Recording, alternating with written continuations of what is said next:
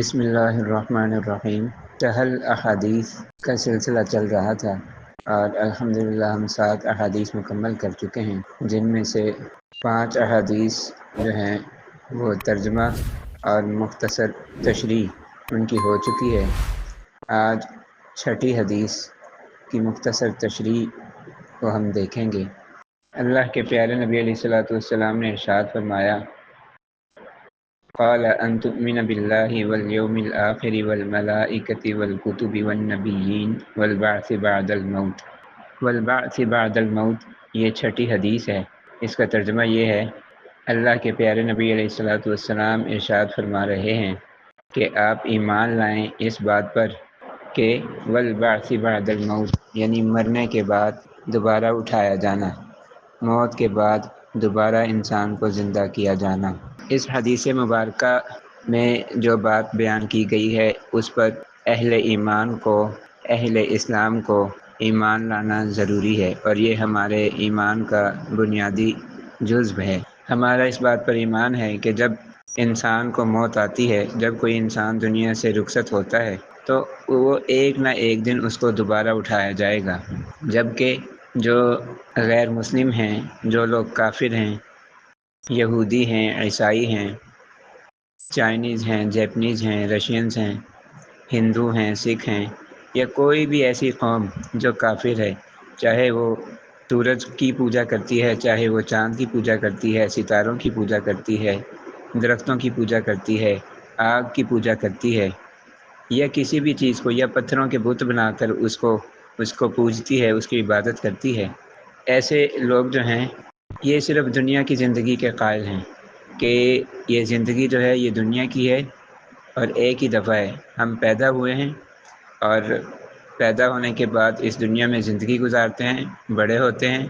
ٹھیک ہے، اپنے معاملات کرتے ہیں، کاروبار، کھانا پینا، شادی بیاہ اور دیگر معاملات کرتے ہیں، اپنی ضروریات، اپنی خواہشات کو پورا کرتے ہیں، اور پھر جب موت آتی ہے تو یہ ہماری زندگی ختم ہو جاتی ہے۔ موت کے بعد کچھ نہیں ہے، کوئی دوزخ نہیں،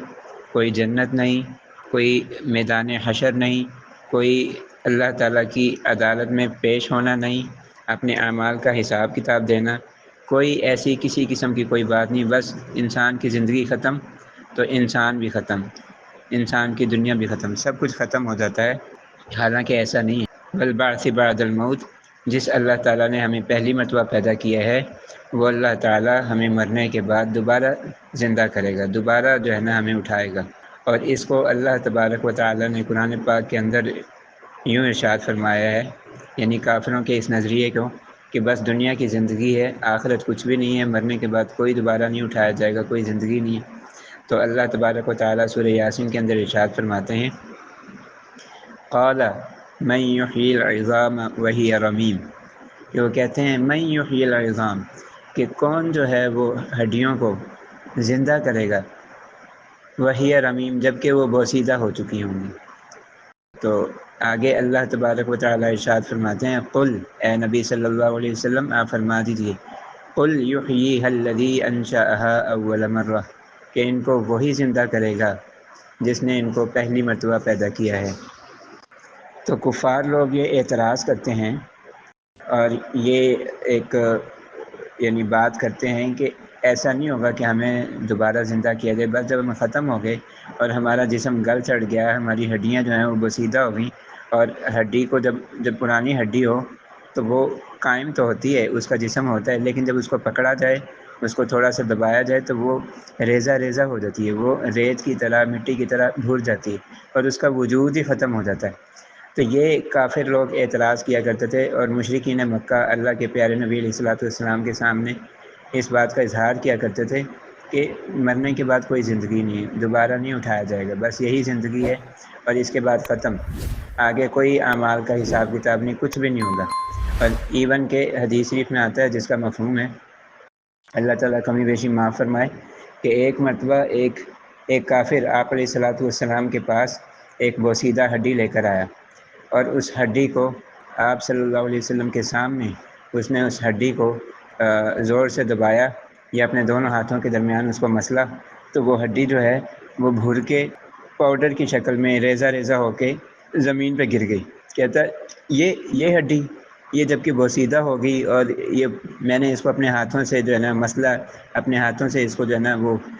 رگڑا ہے، تو یہ جو ہے نا بالکل پاؤڈر بن گئی ہے اور جو ہے نا مٹی کے ساتھ مٹی ہو گئی ہے اور زمین پہ گر گئی۔ اس کو اس ہڈی کو دوبارہ زندہ کیا جائے گا، اس سے انسان کو دوبارہ بنایا جائے گا، اس سے انسان کو دوبارہ اٹھایا جائے گا۔ تو اللہ تبارک و تعالی نے جو ہے نا یہ آیت نازل فرما دی کہ اے نبی صلی اللہ علیہ وسلم یہ کہتے ہیں کہ میں یحیی العظام، کون ہڈیوں کو زندہ کرے گا جب کہ وہ بسیدہ ہو چکی ہوں گی، یعنی ہڈیاں پاؤڈر بن جائیں، مٹی بن جائیں، ریزہ ریزہ ہو جائیں، ذرات کی شکل میں آ جائیں۔ تو قل یحییھا الذی انشأھا اول مرہ، تو اے نبی صلی اللہ علیہ وسلم آپ فرما دیجئے کہ جب یہ ہڈیاں بوسیدہ ہو جائیں گی تو قل یحییھا الذی انشأھا، اللہ تعالیٰ وہی ذات ہے انشأھا اول مرہ جس نے ان کو پہلی مرتبہ پیدا کیا تھا، وہ ان کو دوبارہ بھی پیدا کرنے پر قادر ہے۔ تو ہمارا اس بات پر ایمان ہے اور یہ ہمارا عقیدہ ہے کہ ہمیں مرنے کے بعد ایک نہ ایک دن، یعنی اس سے مراد قیامت والے دن، ہمیں دوبارہ اٹھایا جائے گا۔ دوبارہ اٹھانے کے بعد ہمیں اللہ تعالیٰ کی سپریم کورٹ کے اندر، اللہ تعالیٰ کی عدالت عالیہ کے اندر پیش کیا جائے گا، اور وہاں پر ہمارے دنیا کی زندگی میں جو کچھ ہم نے کیا ہے، اپنی آنکھوں سے جو گناہ کیے، کانوں سے جو گناہ کیے، ہاتھ اور پاؤں سے جو گناہ کیے، دل اور دماغ سے جو گناہ سوچے اور ان پر عمل کیا، اور اسی طرح جتنے نیک اعمال کیے، جتنی خیر خواہی کے کام کیے، لوگوں کے ساتھ خیر خواہی بھلائی کی، جتنی عبادات کی، ان سب کا اللہ تعالیٰ کے سامنے حساب کتاب ہوگا۔ برے اعمال پر جو ہے نا سزا ملے گی اور نیک اعمال پر جزا ملے گی، یعنی اچھا بدلہ ملے گا۔ اس کے بعد انسان کا ٹھکانہ دو طرح کے ٹھکانے، یا انسان دوزخ میں جائے گا یا انسان جنت میں جائے گا۔ تو برے اعمال کرنے والے اپنے اعمال کی سزا پانے کے لیے دوزخ میں جائیں گے، اور جنہوں نے نیک عمل کیے ہوں گے وہ اپنے نیک اعمال کی بدولت اللہ تعالیٰ کے فضل و کرم سے اللہ تعالیٰ کے مہمان خانے یعنی جنت میں جائیں گے۔